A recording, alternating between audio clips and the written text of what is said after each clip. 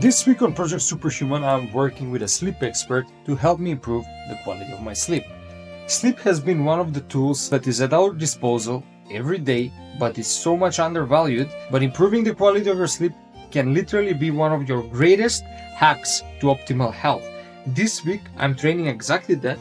I'm gonna try to improve the quality of my sleep, but not just that. I'm gonna try to optimize my lifestyle so I can also nap and see how my body, my energy improves if I listen to my body's signals to rest.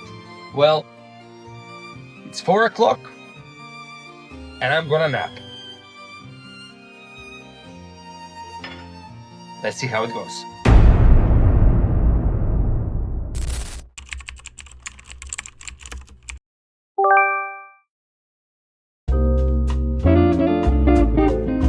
Hello, ZAHRA, can you hear me? Hi, how are you? I'm trying to improve my sleep quality this week because I know sleep is detrimental when it comes to recovery, for health, for basically almost everything that's physical, even mental, spiritual, emotional. Like sleep regulates all of it, and it's really a superpower if you optimize it. So, do you have tips, tricks, techniques you can share with me to improve my sleep quality? Because I really believe my sleep quality is not that good. Yes. Okay. So, yes, Dejan. So, I am a registered nurse, and I'm a mom. Being an adult has entails having responsibilities, having goals, and having a family and having a career. So, some people choose to do one thing or the other, but I have both, and I'm blessed. But I noticed that if I'm sleeping less, I'm crankier. I'm emotionally labile, meaning I'm quicker to get angry, quicker to get upset, you know, not as resilient or able to manage the stress levels as I would if I was to get a full night of sleep. So, nurses do two types of shifts. They do a day shift or a night shift, and there's the evening ones too. But I did have to do quite a few night shifts on and off. And that alone shows you a lot about the importance of sleep, because if you're up all night and you're in fight or flight mode, you're like in that level of stress where you're wondering, oh, is your patient okay? You're managing somebody who's just had surgery, they're having nausea, vomiting, bleeding. You need to escalate to the physicians what's going on. You can't be half asleep. You have to be on alert, full alert, and this is at 2 a.m., 3 a.m., 4 a.m. in the morning, and you're doing a 12-hour shift. So I noticed that I would come home and I would crash, like completely knock out in my bed, but I would sleep the day away and then be up at night again. So sleep quality, there's a few things I want to mention. Your body has, I guess you could call it a circadian rhythm. It goes according to a clock. And while you're sleeping at night is when your body detoxes, which is why we fast, and we call it breakfast, right? So you're really supposed to be ideally sleeping not on an empty stomach, but people eat, and then they knock out. That's really not good for you. So that's one thing. Don't eat before you go to bed, okay? Or if you eat very, very light, easily digestible foods, just a mono meal of like a fruit bowl or a smoothie or a juice, because my meals consist of very heavy in the morning and they get lighter throughout the day, right? The other thing is optimizing your sleep quality. If you're somebody that's like me, you're subjected to stress because you can't help it. That's the nature of the job. There's things you can do to minimize or at least manage the stress better. So there's actually like adaptogens that you can take, and there's a particular one that I use by Body Bio. It's called Calm, and it helps to alleviate and manage cortisol levels, because cortisol is the thing that actually floods the body, the system. So this is it right here. And it's just once a day, and it's adaptogenic stress support. And it's actually super effective. This is a very credible company that I use. It has taurine, glycine, rhodiola root extract, manganese.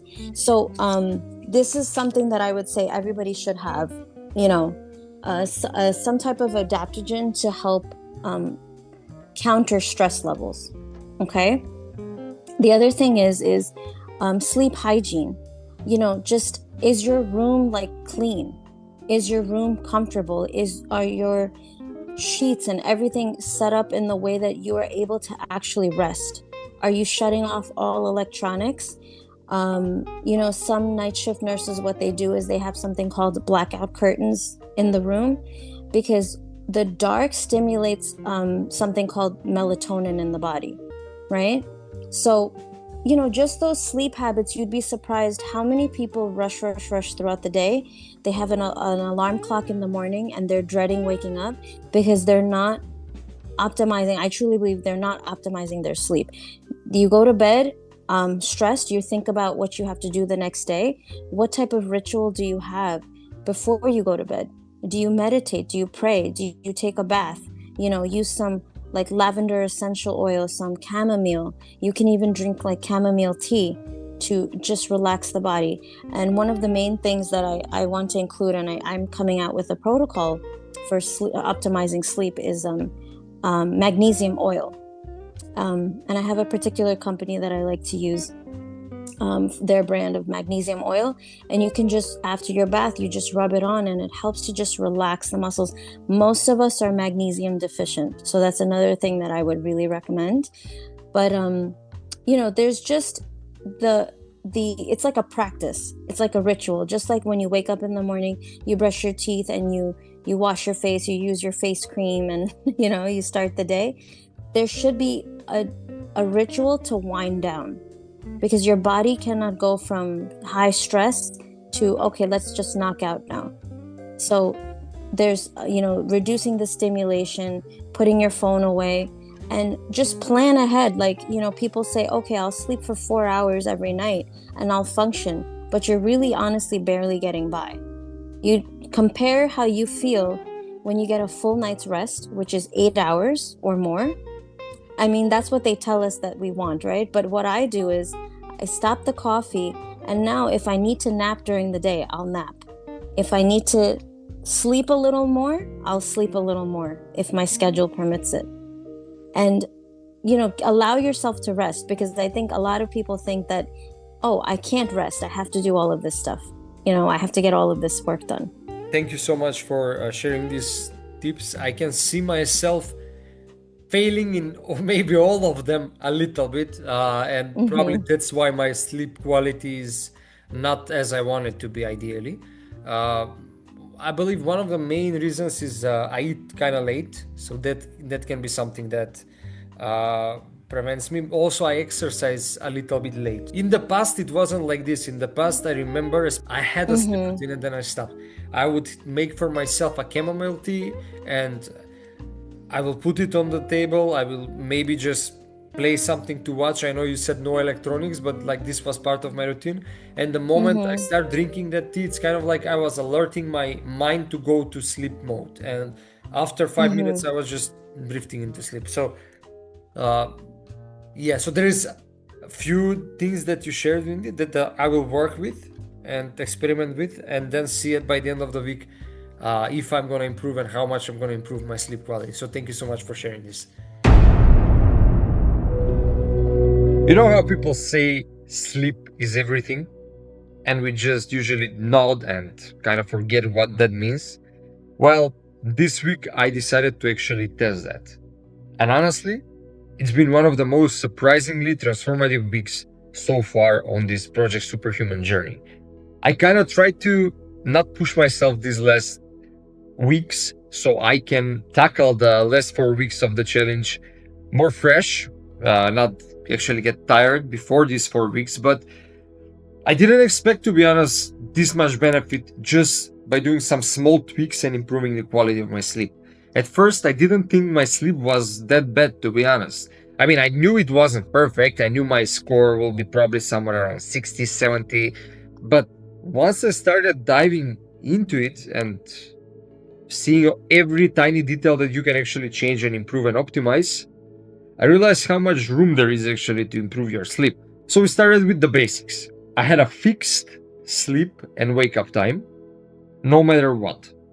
Then we looked at my room environment. So I made sure it's complete darkness, cooler temperature, no screens at least 1-2 hours before bed. And this one was key. I built a nighttime routine that signaled to my body and my mind that it was time to wind down.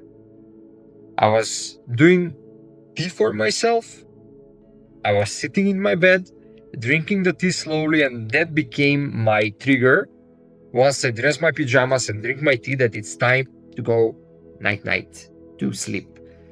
At first, few days, my body was kind of getting used to it, but after day 4, it literally was like a trigger. I will do that and I will immediately become sleepy. And then I will just in few minutes go to sleep immediately. But here's the interesting part. I pushed this even further. I gave myself permission to nap throughout the day whenever my body truly asked for it. I'm not usually a napper, but I said, let's give this a shot.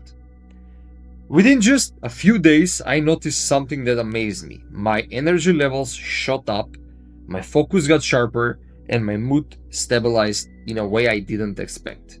It wasn't just about more sleep, it was about improving the quality of your sleep, better sleep. By day 7, I wasn't dragging myself out of bed anymore like I used to. I was waking up clear, rested, ready. The brain fog that used to hang around till noon, gone. It's like someone flipped a switch on my vitality. If there's one thing I learned this week, is that sleep is our ultimate recovery. Our body fully recovers during sleep, and mastering the quality of your sleep is paramount. It should be taught in every school all over the world. So yeah, week 19, sleep optimization, great. Small changes, huge payoff, and honestly, I feel more awake than I have in a long time. So